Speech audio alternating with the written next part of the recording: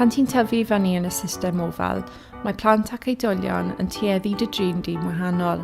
Gall fod yn gynnil iawn, fel rhoi'r plentyn ymlaen i'r ddosbarth a'i trin fel rhywbeth bregus, i'r busnes mwy difrifol a gael dy eithrio o'r ysgol a grwpiau cymdeithasol yn gyfan gwbl. Wrth drin yn wahanol, mae oedolion yn rhoi neges anghywir i bobl ifanc ac yn eu castio allan oddi wrth eu cyflwydion. Mae sefydliadau fel lleisiau ofal wedi fy helpu i fod yn falch o mrofiad mewn gofal a chysylltu pobl ifanc mewn sefyllfaoedd tebyg a'i gilydd.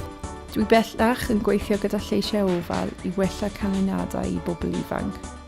Os wyt ti angen rhywun ar dy ochr, ffonio Meic ar 080 880 23456 neu gyrru neges testun at 84001 neu ceri'r wefan www.meic.cymru.